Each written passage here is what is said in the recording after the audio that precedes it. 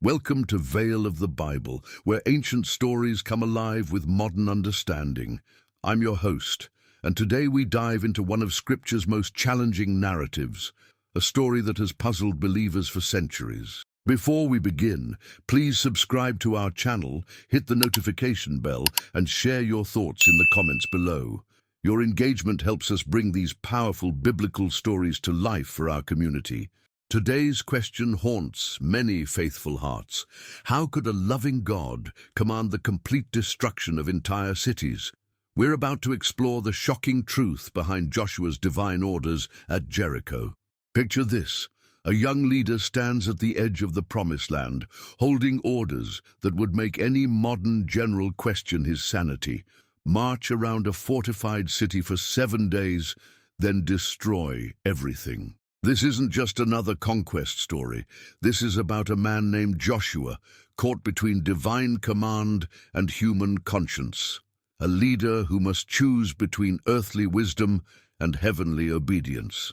The year is approximately 1400 BC. The Israelites have wandered the desert for 40 years. Their great leader Moses is dead. Now, Joshua faces the impossible task of fulfilling God's promise to Abraham. But the Promised Land isn't empty. Fortified cities dot the landscape. Jericho stands as an impenetrable fortress, its walls rising like a stone giant against the desert sky. How can nomads conquer such might? Joshua receives direct orders from the Almighty, not suggestions, not recommendations, commands that seem to contradict everything we think we know about God's character, commands that demand total destruction. Show them no mercy, the Lord declares. Destroy everything that breathes.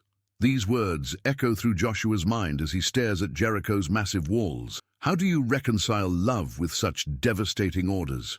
But wait, there's more to this story than meets the eye. Hidden beneath the surface lies a narrative of justice, mercy, and divine purpose that challenges our modern understanding of morality.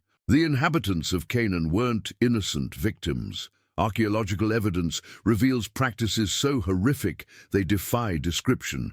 Child sacrifice, ritual prostitution, unspeakable acts that grieve the heart of God. For 400 years God had waited, patient, long-suffering, giving these nations time to repent. But their cup of iniquity had finally overflowed. Divine judgment could no longer be delayed. Joshua knew this history.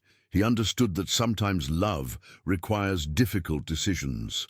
A surgeon's knife causes pain, but saves the patient. Divine judgment, though severe, serves a greater purpose. Yet questions remained.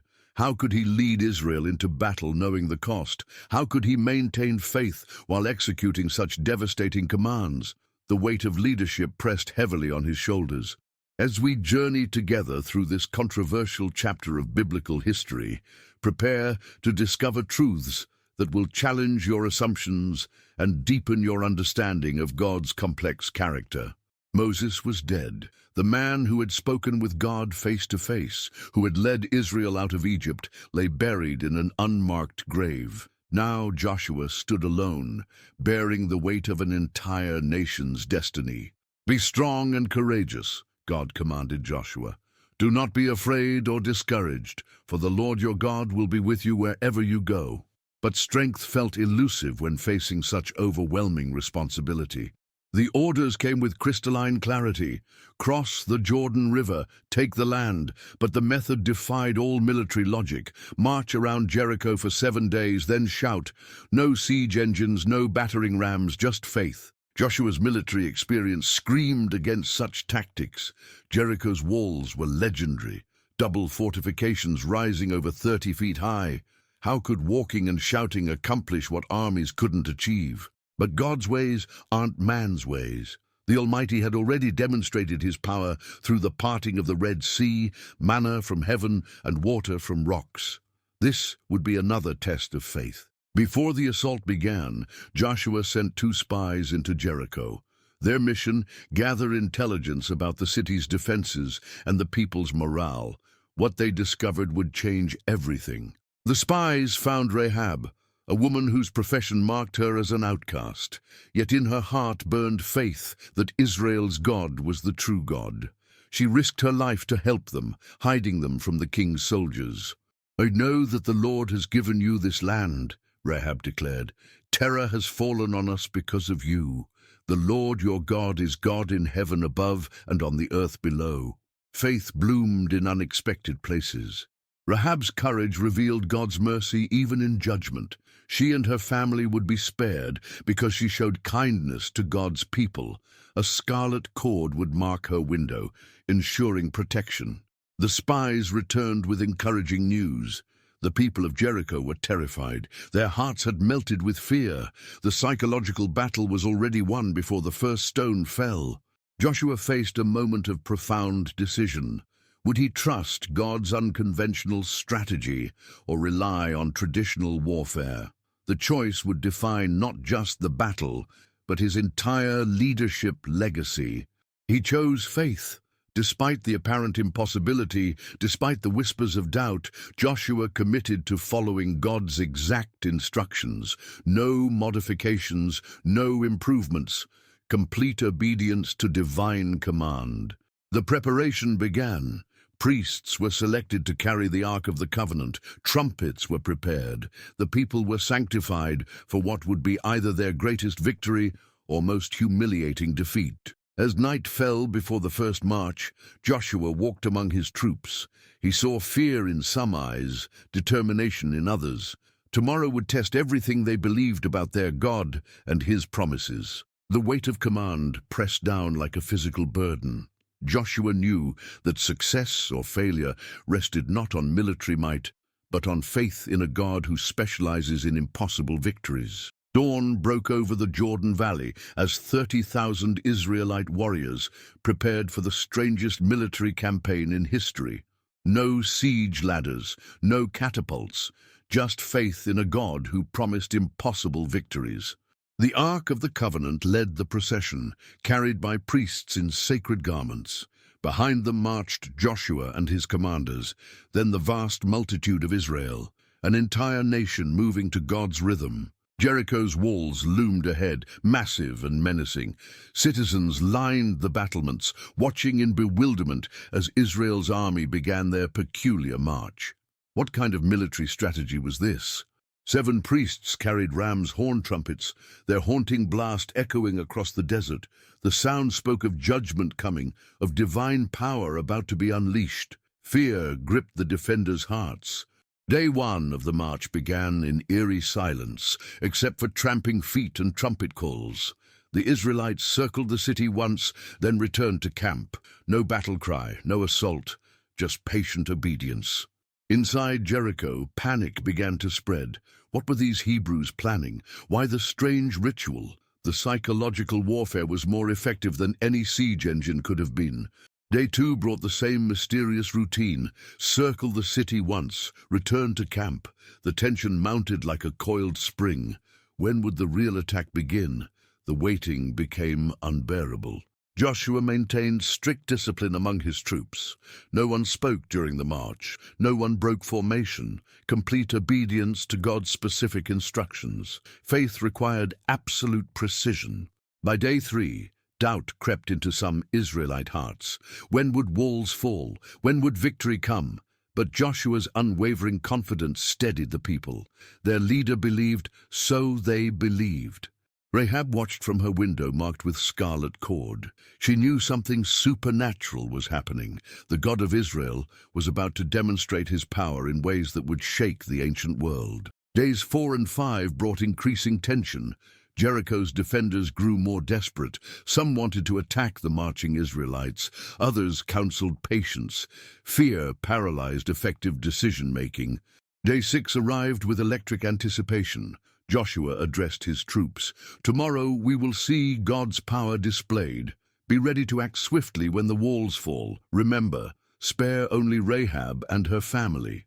The 7th day dawned with destiny hanging in the balance. This time would be different. 7 marches around the city, then the moment of truth. Faith would either triumph or crumble into dust. 6 times they circled Jericho on that final day. The silence was deafening. Even nature seemed to hold its breath. Then came the seventh circuit. Joshua raised his voice. "Shout, for the Lord has given you the city." What happened next? Stay with me as we witness one of history's most supernatural moments. The impossible became reality when human faith met divine power. What do you think happened at Jericho? Share your thoughts below. Thank you for staying with us through this incredible journey. Your engagement means everything to our community. The best part of this story is yet to come, revealing truths that will transform your understanding forever. The shout erupted from 40,000 throats, a sound like thunder rolling across the earth. And then the impossible happened. Jericho's mighty walls began to tremble, crack, and collapse in a roar of falling stone. Archaeological evidence confirms it. Jericho's walls fell outward, not inward as siege warfare would cause. The city lay exposed like a flower opening its petals. Only God could orchestrate such precise destruction. But here's what many miss in this story. The destruction wasn't random violence. It was divine surgery, removing a cancer that threatened to corrupt the entire region. God's judgment served a redemptive purpose. The Canaanites practiced child sacrifice, burning infants alive to appease their gods. Temple prostitution corrupted worship. Ritual violence defiled the land. These weren't cultural differences, but moral abominations. For 4 centuries, God had waited patiently for these nations to repent. He sent warnings through natural disasters, plagues, and the testimony of righteous people like Melchizedek. Grace preceded judgment. Joshua's soldiers poured through the gaps where walls once stood. But notice, they saved Rahab and her family. Even in judgment, mercy triumphed for those who showed faith in the true God. The destruction was swift, but not indiscriminate. Everything devoted to destruction was burned, but precious metals were preserved for God's treasury. This wasn't pillaging, but sacred duty executed with precision. Why such complete destruction? Because partial obedience leads to spiritual compromise. The Canaanite influences had to be completely removed to protect Israel's covenant relationship with God. Modern minds struggle with divine judgment, but consider this. Would we criticize a surgeon for completely removing cancer? Sometimes love requires decisive action to prevent greater suffering. Joshua learned profound lessons about God's character through this experience. Divine love doesn't always look like human sentiment. Sometimes love demands difficult decisions for the greater good. The fall of Jericho established God's power in the land. Surrounding nations heard and trembled. Many, like Rahab, would come to faith because they witnessed the reality of Israel's God. This story teaches us about complete obedience to God's commands, even when we don't understand His purposes. Joshua's faith in following God's unusual strategy led to supernatural victory. How do we apply these lessons today? By trusting God's wisdom above our own understanding, by obeying His commands completely, not partially, by remembering that His ways accomplish purposes we cannot see. What's your perspective on this challenging story? How do you reconcile God's love with His justice?